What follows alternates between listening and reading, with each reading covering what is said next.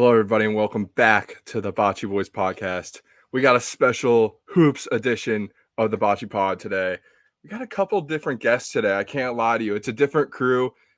Stay tuned for the whole episode. I can't stress that enough. It's a whole basketball-centric episode. Stay tuned. It starts right now. Summer, all I did was rest. New Year's, all I did was stretch. Valentine's Day, I had sex. We'll see what's about to happen next. This ain't no regular shit. We never begging for shit. Niggas is ready to quit. Shit that they hate to admit. In Texas, I keep a rifle inside of the whip, call it driving a stick. In Vegas, I get $2 million a night from the wind just to run through the hits. All that on top of the chips. Davis, welcome back to the Bachi Boys podcast. Happy Thursday. Happy Thursday. Happy Friday when this is coming out. Let's be a little bit more time specific here. Davis, I will drag out this intro more, but we have an American hero waiting for us to talk to us right now. Yes, we do. Let's bring him in. Senior Airman, United States Air Force, Harrison Hewitt. Welcome to the Bachi Boys podcast. Hey, thank you. I do it all for you guys. Let's be clear with the folks. Harrison is broadcasting live from Lakenheath, England. Harrison, it is late. We appreciate your time. Thanks for joining us. Yeah, no problem. But it's a 5-hour time difference, so it's like 12:14 over here. Yeah, this is our Western Conference correspondent, by the way. He is watching every single Western Conference game at 3 o'clock in the morning. His time, of course. Yeah, I'm always watching the highlights. All right, Harrison, let's get right into it. If you've never heard Harrison on the podcast before, there's one thing to know about him. He loves Russell freaking Westbrook. It doesn't matter what team he's on. He was on the Thunder for a while. Biggest Thunder fan. He was on the Rockets for like a season. Biggest Rockets fan for that one season. And you better believe he's the biggest LA Clippers fan of all time right now. So Harrison. Absolutely. Let's get into it because there's a bit to talk about. This is one of the most exciting years for Russell Westbrook. So get it 100%. What's your original thoughts on how his season's going for him? Well, I was very happy when he got traded to the Clippers, and for me, watching him in the playoffs last year, it was so amazing to see him kind of turn back the clock a little bit because they stole game one, and Russell's a big part of that. And then in the rest of the series, Kawhi went down injured, and him and Norman Powell just kind of balled out. And Russ and Norman Powell tried obviously to win, but it's hard to take down KD and Booker and Ayton at the time with Chris Paul. So I mean, they lost in 5. But this year they signed him back to the min deal, which is what, as a Russ fan, I personally want to know. I want to see him get a chip. He's literally done everything else. And they started out, I believe, 3-1, and then they got Harden. And to be honest, I was really kind of scared about that because I kind of thought, especially when Harden came in and he was on the system and he wasn't didn't really seem like he was willing to adapt. But leave it to Russ to be the biggest man on the team. He is the leader. He is the leader of that team. You're right. And I personally thought that Harden should have came off with the second unit because he could just do Harden things. Wow. That was my initial thought. And then as I saw him play, Russ obviously came off the bench, and I stand corrected. I think that you could switch him, but I do think that Harden opens up more for the offense just because of how lethal his step back is. Yeah. But I definitely have the Clippers as the biggest threat to the Nuggets in the West for sure. I completely agree, Harrison. But I just want to throw it out there. He's averaging 11, 5, and 5. Let's not get on. No, he is. But for real though, I completely agree. I think the Clippers actually might be right on top of Denver right now. Again, a little bias possibly may have, something a little FanDuelsy in there for him to win the chip this year. But I completely agree with you. So other than the Nuggets, do you see anybody really as a major threat to you and the Clippers and Russell? One team, honestly, I've been watching the games.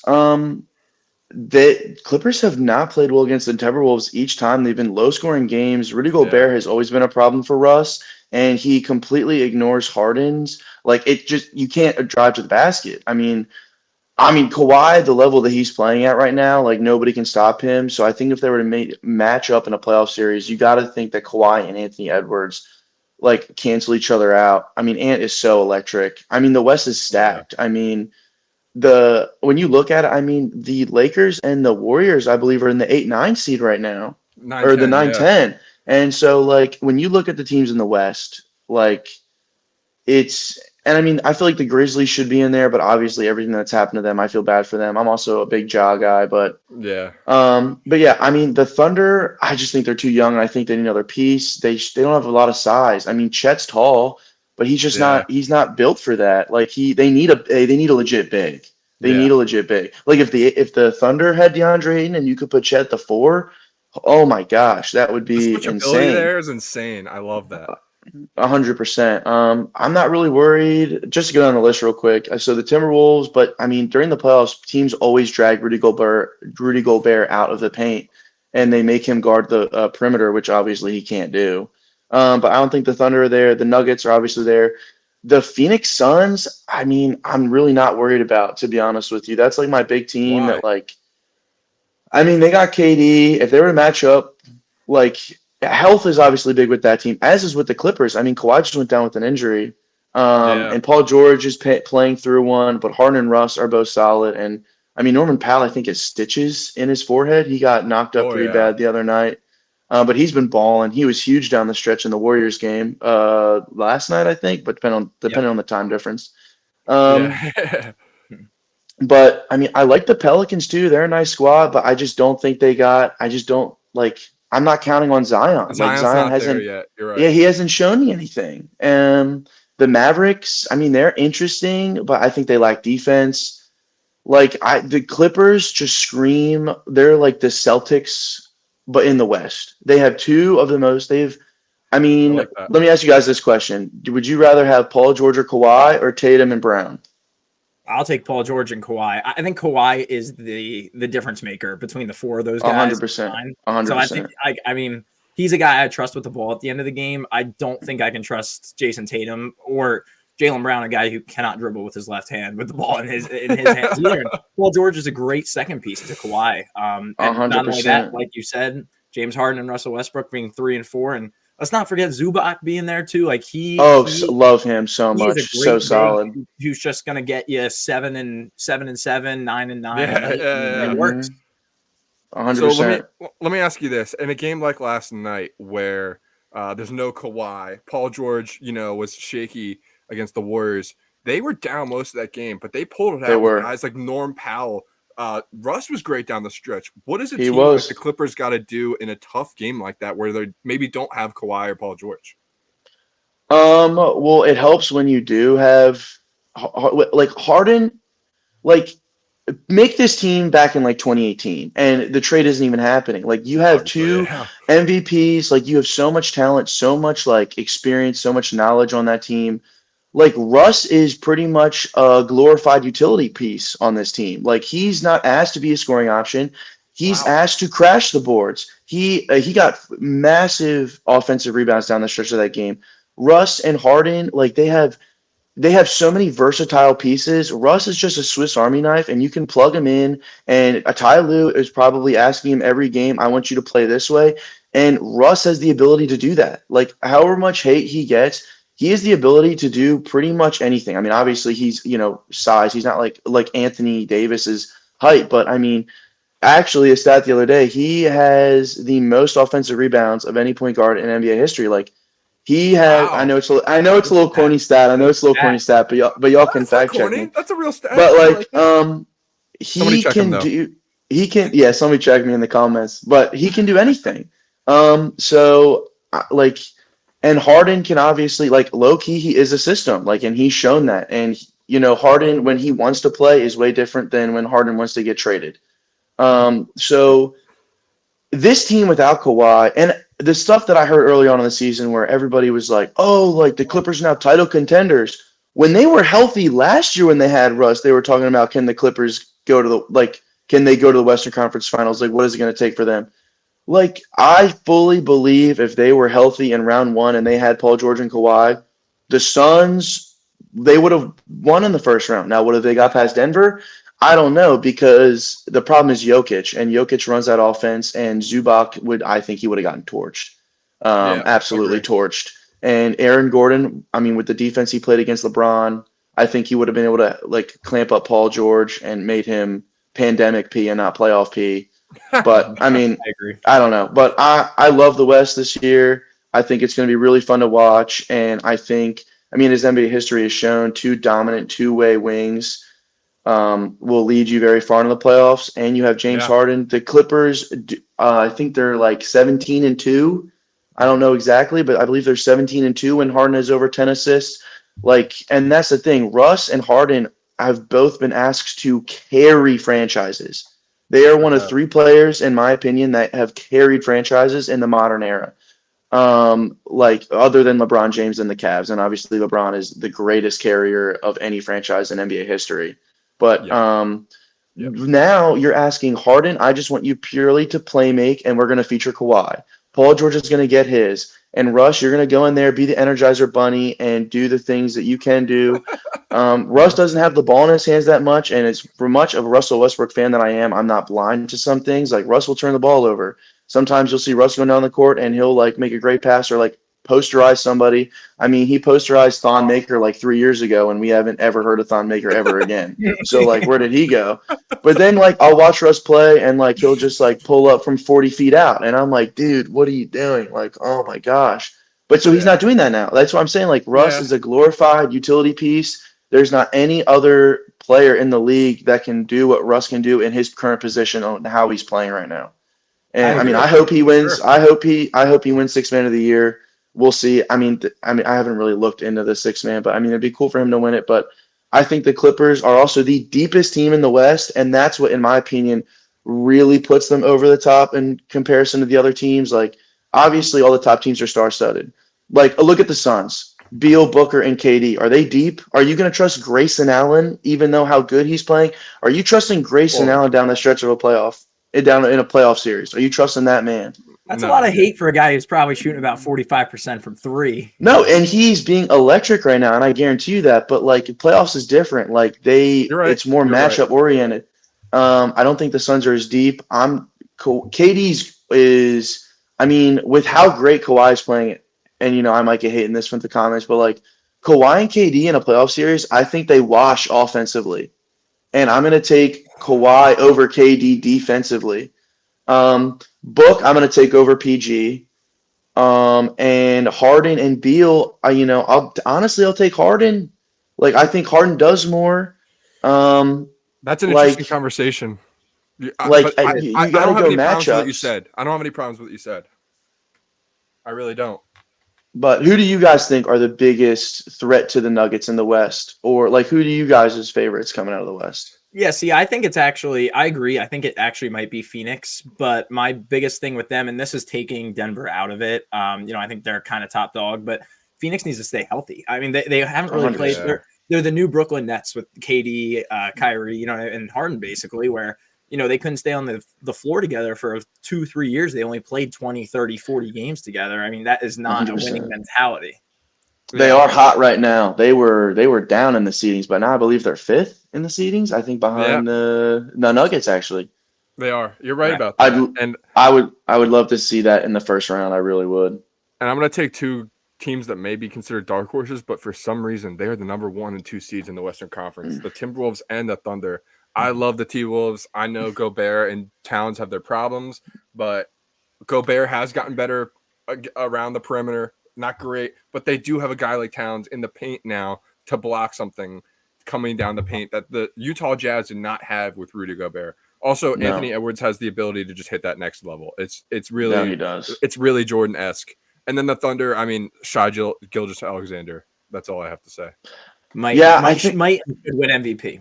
Yep, that's all he might. I think the Thunder are too Shea centric, but he is phenomenal. I think that he's going to have a really strong case for the MVP. And the Timberwolves, their front court is insane. I wasn't familiar with Naz Reid's game. I saw a bunch of memes about him, and then I was like, "Who the heck is this Naz Reid guy?" And I came to watch him. I was like, "Oh damn!" Like might be the best stretch 5 in the game. That's all I'm saying. Yeah, I mean, they got Gobert. I kind of forgot about Towns, to be honest with you. Like, I'm not a big Towns guy. It's so easy to forget about him. Yeah. He scored 60 points and lost to the Hornets. I mean, come on. What are we Yeah. No, for sure. That's almost impossible to do. Yeah, no, that's insane. All right, But yeah, I Harrison. mean, I love the West, but We wanted to thank you again for your time, but before we let you go, how many years are we going to see Russell Westbrook in the NBA for? oh, that is a good question. That is a good question. Well, he's on the minimum deal right now. Mm-hmm. I don't know. I kind of have been avoiding that question as a Russ fan. Obviously, I don't want to see my guy out of the league. I would say it depends on how these playoffs go, but I think that he'll retire with the Clippers for sure. And I mean, if they make a deep playoff run, I mean, if they win the That's it. chip, he could kind of. I feel like he might have a little Peyton Manning like storybook where it's like I won my chip, I did everything. Like that Yeah. was the biggest thing. People will be like, Russ, you can't pass. Led the league in assists multiple times. Like he's done everything that they said they couldn't except win a chip. So I mean, if he win a chip and retired, I feel like that'd be great.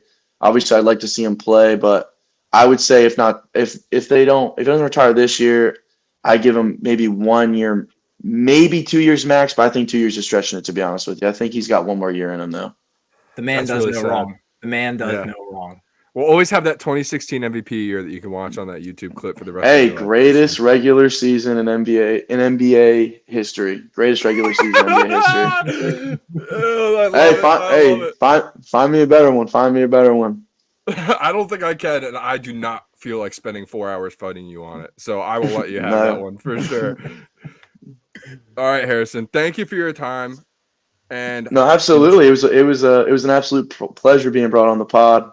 the Bachi boys have now gone international, so thank you. We can check that off No, the of list. course. Hey, I'll start putting Bachi Boy posters all over my city in England. Let my city know. Let my city know. Yo, is that a plug for some merch right there? I don't know. It sounds like it. Hey, send some my way. Send some my way.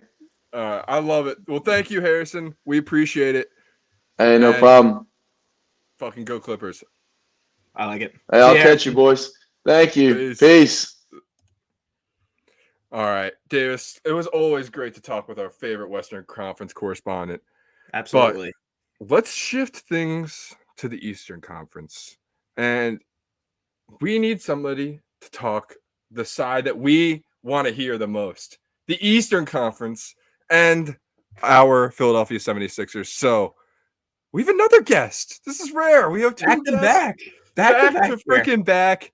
We're welcoming a new member of the Adeline family, a former OCBP legendary lifeguard. It is the man himself, Gavin Gallagher. Welcome, What's up, Gavin. guys? Welcome. What's up, Gavin? Can you hear me? We got you. Yep, We got yep, you. Okay, yep, we cool. got you. What's going on? Dude, thanks for having me. I feel, thanks. It's a special time. It's a special time. All right, Gavin, let's get right into it. We got a lot to talk about with the Sixers and the Eastern Conference in general. We talked to Harrison just now about the Western Conference and what it means for the Clippers and a couple of the teams there. The Western Conference is a little bit more hardened in figuring it out, but the East, there's a lot to talk about here. I mean, we got our Sixers in 5th place. This is all heading into the All-Star break, by the way. This is All-Star weekend. So there's no movement for the next week. How are you feeling about our 76ers in the 5th seed heading into All-Star?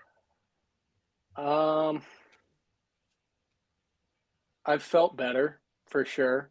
That's a good way to put it. I mean, obviously with Joel being out and how much they've dropped in the last 2 weeks without him, I think kind of shows how, I mean, if it wasn't obvious before, how much he means to their team. Yeah. It definitely does now. I mean, they're 26-7, I think it was, like, with him, and now they're 32-22. So not much going their way without him out there. But I think they're still in an okay spot. I think they, as long as they can, kind of stay above float and stay out of the play-in seeds. Yeah. Oh, yeah. In hopes that, obviously everybody's hoping he can come back and kind of ramp up before the playoffs. I mean, with everything that he's dealing with rehab and everything, if it all goes well, I think the timeline is, that he would be able to come back and have some time before the playoffs start. Yeah. So I to circle back to your question, I'm feeling okay. but definitely not as good as a month ago. That's for sure. That's for sure. Yeah, I mean, as yeah. Sixers fans ourselves, obviously, going 3-9 in the last 12 is not Yeah. something that, as a playoff and title hopeful, we want to see. Obviously, seeing Joel Embiid putting up maybe one of, speaking of greatest regular seasons of all time. Yeah. Yeah, I don't know what Harrison's talking about, dude. I mean, he's lost his mind if he thinks Russ's regular season was better than what Joel was doing. But look, I'll take 35, 12, and whatever over a triple-double and an 8 seed. I mean, assuming exactly. the Sixers That's always my would be argument. top 2, but I mean, there's a bunch of other teams in the East too that I'm a little worried about, to be completely honest with you, personally, when it comes to being a Sixers fan. And one of them I'd like to ask both of you, Ethan as well. How do you guys feel about some of these other teams up there, like the New York Knicks? I don't mean to put Max Krasowitz, one of our buddies, our Knicks correspondent, might have to have him on the podcast soon, but the OG Anunoby trade was unreal, and it's been earth-shattering for New York, and I'm a little worried about them. Other than the Celtics, is there any team that, Ethan, you're worried about? And then we'll get to Gavin too. I mean, Gavin knows how I feel about the Boston Celtics. You know how I feel about the Boston Celtics. They are the boogeyman under our bed. I hear that little leprechaun laughing in my dreams. They are the one who knocks, that is for sure. But other than that, I mean, I'm not scared of Doc Rivers, but I am scared of Giannis Antetokounmpo, and I sure am scared of Dame and Dame time. So, yeah, I'm a little afraid of the Bucks. Especially if Embiid's not healthy. A 7-game series with the Bucks, I do like our chances, but that would be incredibly stressful, and I just don't want to do that. The Pacers, I think, could be a wild card. I'm not necessarily scared of them, but with a shaky Embiid, I think Siakam and Haliburton can cause problems. I mean, like, they are the match made in heaven. It doesn't make any sense why it took this long for them to be matched up. And then I'll let Gavin talk about some other teams with the Miami Heat. I mean, just the Miami Heat should always be a fear in the playoffs, period. End of story. Timothy Butler. Yep. I mean, that's all I have to say. Gavin, any teams you got on your radar for the playoffs? The Bucks are, I feel like they match up well with the Sixers. Yeah. So I think that's always a stressful game to watch, no matter if it's the first game of the year or, I mean, they haven't seen them in the playoffs, but I mean, if that came about. Yeah. The Heat is another one I was going to bring up. I mean, they were the 8 seed last year and got to the finals. It doesn't matter where they are as long as they're in. Yeah, it really doesn't. I think with their coaching, like they're almost like this isn't going to be an on like spot on comparison, but like they're almost like the Chiefs, like with the playoffs, like they just know how to win. Yep. So I think come playoff time, I don't think it really matters to them, like what seed they are, and obviously it showed last year. The Knicks, I mean, the Pacers, they kind of tailed off a little bit. They had a really hot start, but I think they're kind of young and they don't fear me too much, or I don't fear them too much. But the Knicks are an interesting one just because, like, Jalen Brunson a couple years ago had his crazy playoff run, so it's like with the Mavs and you can kind of see what he can do with like everybody watching him. And I was a little bummed about that OG trade. I was hoping the Sixers were going to be able to bring him in, but I think the Knicks are – I was actually talking with my buddy last night. Like, the Knicks they're weird. Like, they are always like towards the top of the conference or like middle of the pack. But never got higher than the 4th seed. Yeah, and I feel like they can never get out of the first. Like, I don't know what it is. I mean, maybe this year it changes because they definitely look, I think, the best they have in a while. And let me ask you this: Does Bojan Bojanovic, Alec Burks, OG Anunoby, and I mean, hell, you can throw in whoever else that they've acquired recently. Does that change the Knicks formula? Are they still a piece away? Are they contenders this year? Because it scares me. They're a little scary in a playoff series, but my heart tells me no. I don't think they're I don't know if I'd put them as contenders. I think they definitely added a lot of solid pieces, especially to add depth. I mean, they have the entire Nova roster, and then all those Yeah. guys they got at the deadline. DiVincenzo, I forgot about him. Yeah, yeah. Yeah. He's Like been a stud. I think Josh Hart, yeah, you're right. Yeah, Just I the mean, Nova guys. Let's Nova DiVincenzo's guys. DiVincenzo's been hooping, but I He's so think good. I don't know if I'd put them as contenders, but I I agree. do think this is the best they've looked in a while. Since Melo, right? So yeah, probably since Melo. Well, yeah, definitely since Melo. Yeah, definitely since Melo. Yeah, definitely. Well, since another Melo. team that you have to put up there at this point, I mean, since the last month and a half that you have to kind of talk about, it has to be the Cleveland Cavaliers. I mean, I they've was been avoiding it. I was avoiding the it. hottest team in basketball. I know you were hottest team in basketball. Frauds. No way. Not frauds. a chance. Not Yep. a chance. They Yep. will make it to the Eastern Conference Finals. I will No, put my no, Wawa I don't Hoagie know. on the line for you, Ethan. I will fight a long war for this one, but Gavin, state your business first, please. See, I thought the Cavs, they were up, won 9 in a row until everybody Sixers game. wasn't playing on the Sixers, and they Yeah. somehow lost in Cleveland to them. Obviously, I know it's not about one game, but I mean, I don't know. Like the past few years, and like just everything with Donovan Something Mitchell, about even when him. he was when he was on Utah, like Yeah. I got nothing wrong with the Cavs, but I feel like they're just a hard team to like believe in. Yeah. I don't know. It's not something like you the can way quantify. There's no stat for it. You're just like, I don't know. it's just a feeling.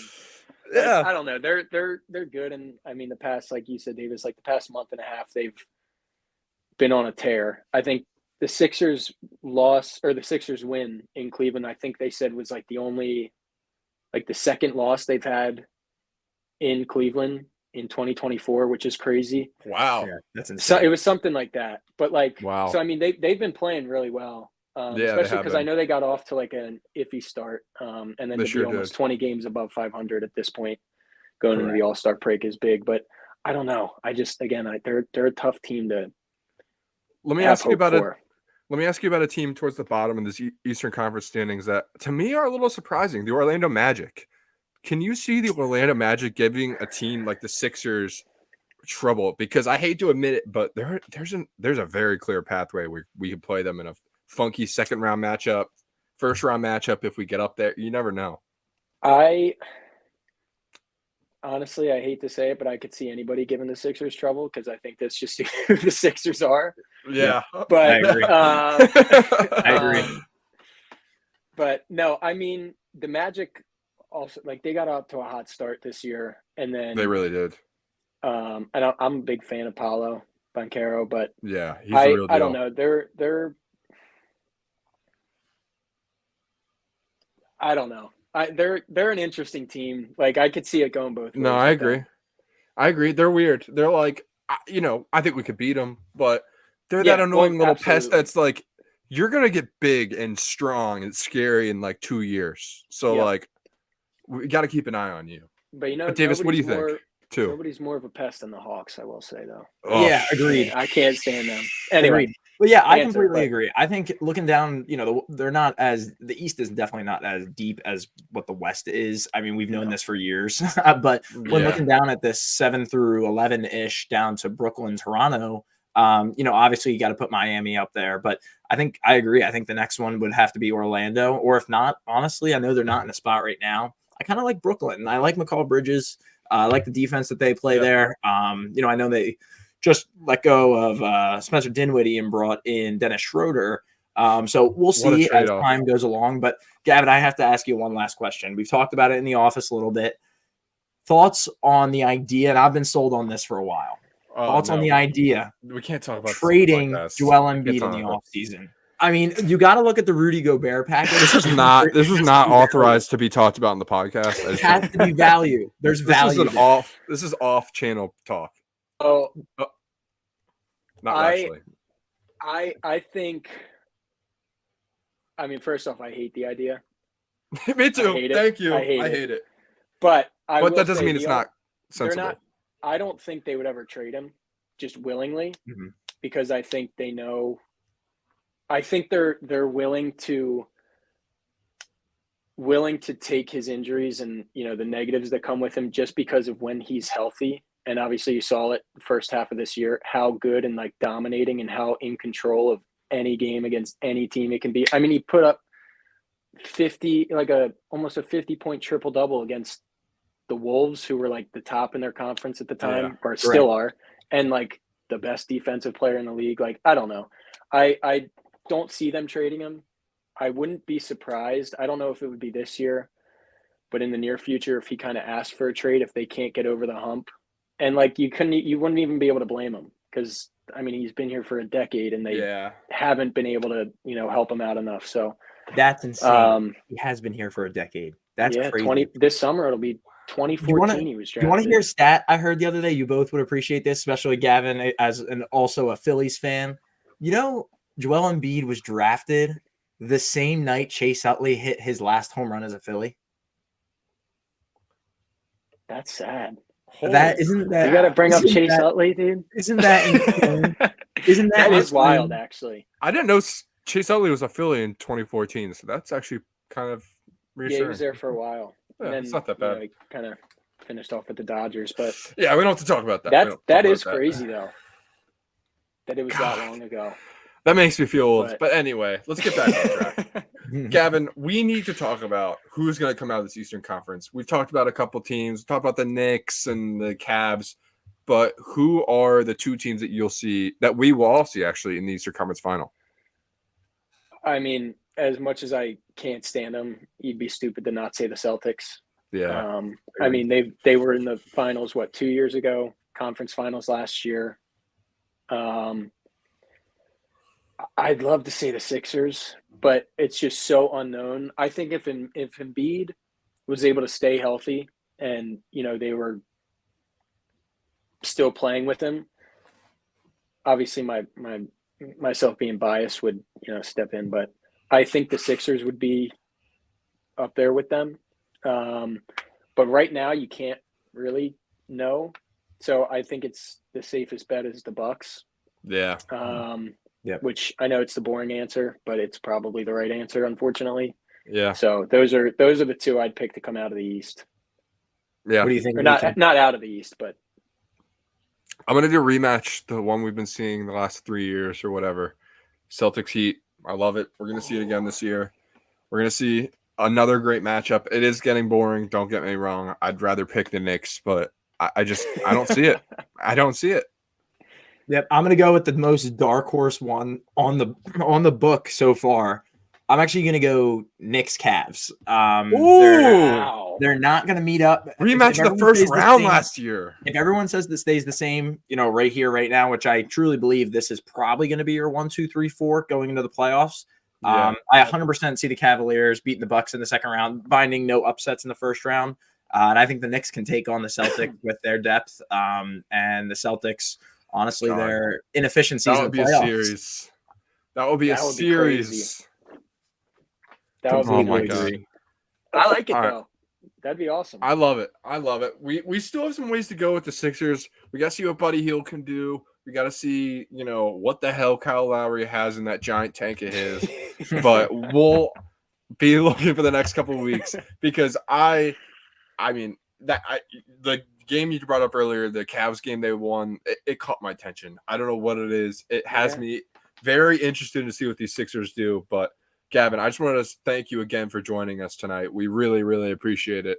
And obviously 7, 8, 9, 76ers. Let's go, baby. Yeah, baby. No, thanks for having me on, guys. This is fun. Anytime, Eastern Conference. I hope I was good enough to be able to, get on again. But dude, you're our Eastern Conference correspondent. You'll be getting a call back. Well, just or at least you're our Sixers beat writer, whatever you want. Whatever time you want. I'll let you guys. I'll let you. The next Stephen A. Smith. I love it. I love it. All right, Gavin. Well, we'll see you tomorrow at the Adeline headquarters. Sounds good. Have a great night. Thanks, guys. Thanks, Gavin. My friend. Davis. Very interesting, Ethan. I'm very curious. That was a lot of basketball. I'm very curious to see what happens in these conferences. I mean, we didn't even touch on this. I know we were talking about some of the big boys in the conferences when it came to the Celtics, the Bucks, all those teams. There's one guy I know we were talking about a little bit today, and then we'll quickly run through some college basketball previews. But Victor Wembanyama, a team that is All at the right. very bottom of the Western Conference. You, Ethan, we were talking about it today, and you Yep. were all about him. What have you Dude. seen? I know you've been staying up late to watch Spurs games on your You own, know me. secretively, very secretively, to watch Greg Popovich coach this young man into maybe a top 10 generational talent.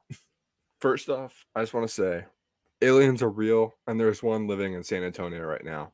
He's 7'5", and his name is Victor Wembanyama. Okay, Well, we're not talking about Drew Eubanks anymore. Or he's on Phoenix. dude, he is being suspended by the NBA, so he is going to Area No, 51 right that's now. Isaiah Stewart. I didn't even read the press report. Sorry, Adam Silver. Isaiah Stewart, the guy who tried to chase. No, I know. LeBron I just didn't know who got fined doing what.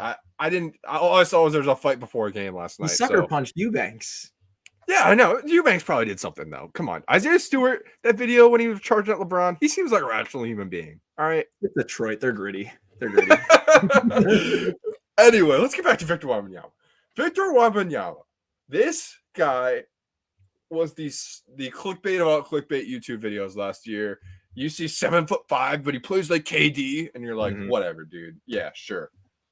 No, he plays like KD. He is like that. I was watching the Mavericks game last night. Go do yourself a favor. Just turn on Spurs Mavericks highlights on YouTube and watch. It's about 10 minutes. Like, all you need to do is watch the first 5 minutes because Victor Wembanyama has, I think it was Daniel Gafford on him, hits a step back between the legs, like fadeaway shot, kind of like Harden-esque, in a way that you're like, that looks so easy and good. But then you're like, this guy's 7'5", doing it with agility that probably should be considered Olympic. I cannot believe how good this guy is. I mean, there's a game last week. He had a triple-double with blocks.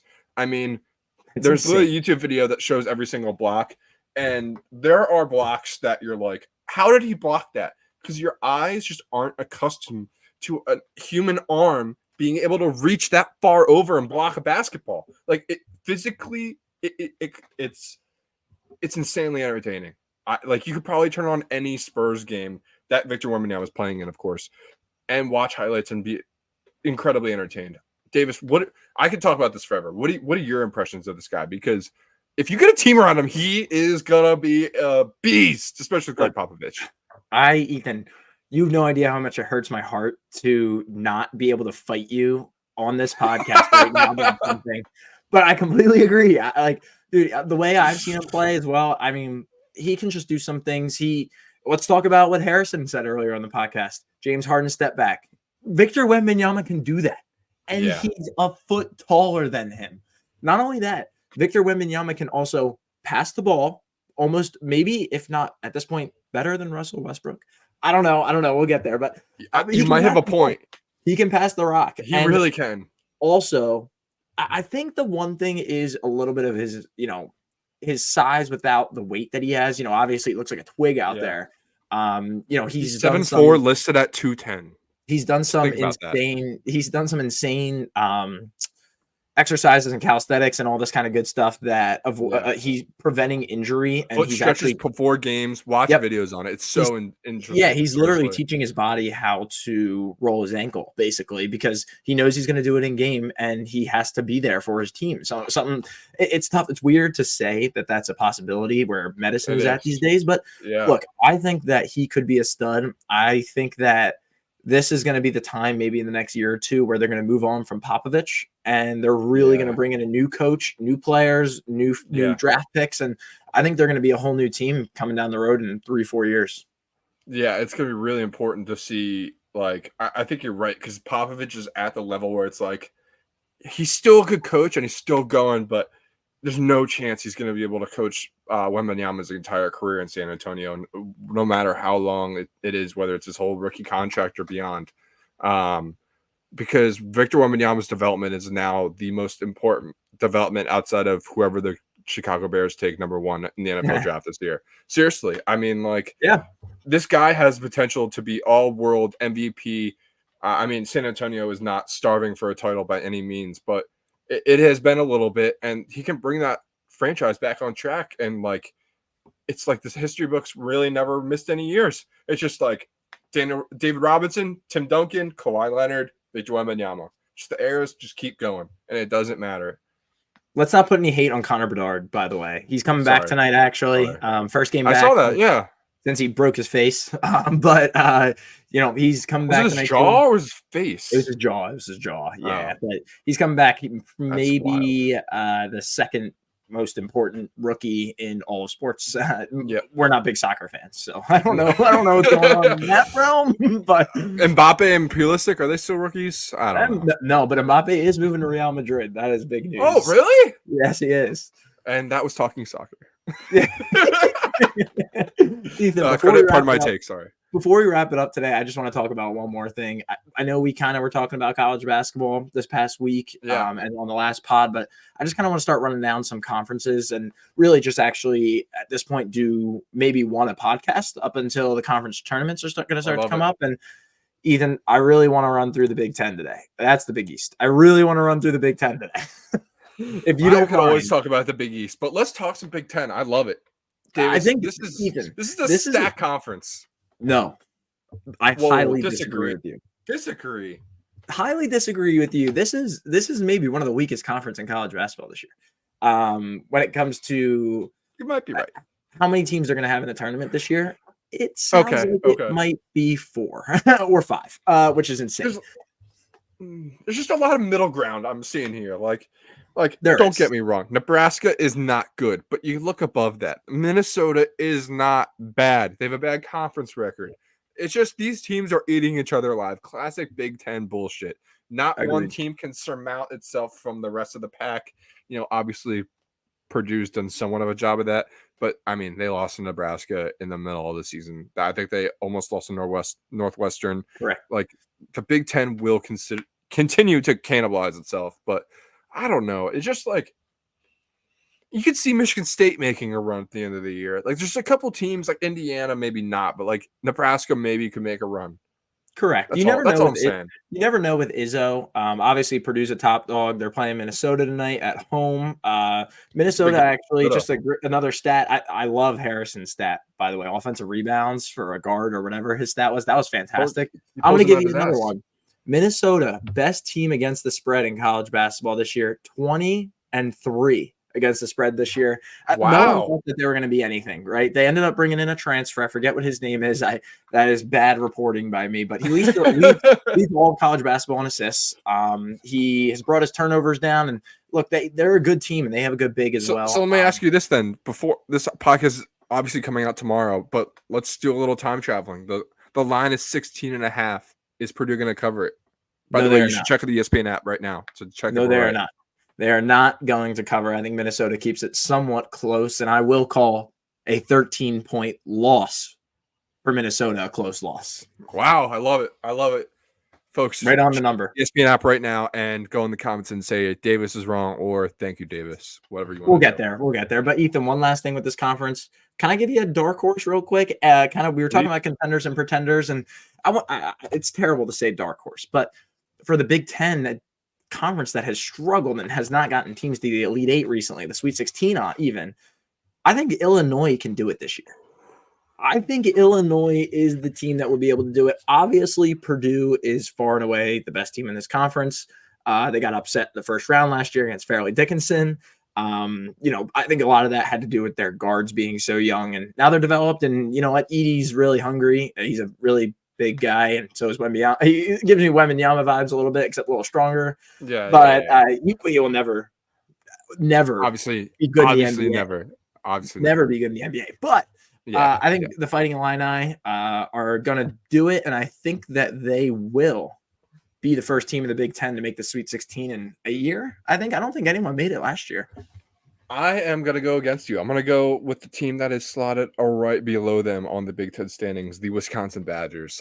I really like the Badgers this year. I know that they had their trouble against Purdue, and I know that they had a very weird loss right before that. But Wisconsin has been a very historically up and down team, especially in the regular season. They have those weird losses. They are just like Purdue. But I just think that I just trust the coaching more. I don't like Matt Painter at Purdue. I don't know who Illinois' coach is, but Illinois. His name is Brad Underwood. Yeah, screw that guy. I like Greg Gard and I like Wisconsin, and I just think that they can do more damage. They're going to be probably a 3 seed in the Big Ten tournament. These standings are correct, and I just think that they'll do well in that tournament and continue on from there. I think Purdue's going to flame out before it even starts. That's kind of my point. Yeah, we'll see with Wisconsin. They had 4 bad losses in a row. Nebraska, and they lost to Purdue, Michigan, and Rutgers, and they lost to Rutgers as well. Yeah. So, they're trying to get back on the right track here, but they're an interesting team because they actually usually one of the slowest offenses in all of college basketball. They are a very quick, high-tempo offense this year, and we'll get to some more conferences later down the line, but speaking of fast tempos, BYU, just want to put it on your radar for next week's podcast when, I fully indulge in my Cougars. I just said it, my Cougars. We'll get there next week. Oh, yeah? We'll get to the Big 12 next week. You are all over Houston, huh?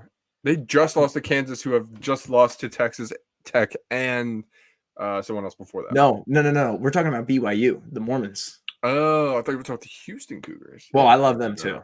We'll get there. That's going to be a good... Yeah, no. We talked about them last week. You've been all over BYU then.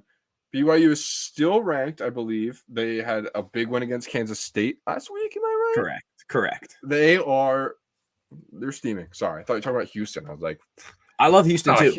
Houston, best defense in all of college basketball. BYU, maybe the best offense. A team that's actually shot more 3-pointers. BYU having a good offense. What year? They've had more. They've attempted more 3-pointers than 2-pointers this year. I love it. They're going to be a dark horse in the tournament. Whoa. Yes. Isn't that insane? That means I'm betting on BYU if they make the tournament. There's only been 3 teams in college basketball history who have done that. One of them, your Villanova Wildcats. 2000. Yes, sir, baby. I was going to say 16, really? It's 2018? I believe so. That good. Dante DiVincenzo, doesn't matter. 31 point national championship game. Let's go, baby. Till the end of time. All right, Davis. We could talk college basketball literally all night. But like you said, we will talk about the next conference next time. Maybe it's the Big East. Maybe it's the Pac-12. You're going to have to stay tuned to find out. But I want to thank Harrison and Gavin, our guests, again, for joining us. It was very fun. Have a different couple faces on the Bachi network, whatever the hell you want to call it. Thank you to everyone who watches. Thank you to everyone who supports us. We really, really appreciate it. We've been seeing you guys liking comments, following us on Apple Podcasts, Spotify, and YouTube. Make sure you share us or just help us out any way you can. Tell a friend. Tell your friends we suck. Maybe it'll make them pay attention to us. As long as you get the name out there. That's all we care about, right, Davis? The name is Bachi Boys forever. That is right. Say it however you want. Phrase it however you want. As long as you're talking about us, that's a win for us. But thank you and have a good weekend. Deuces.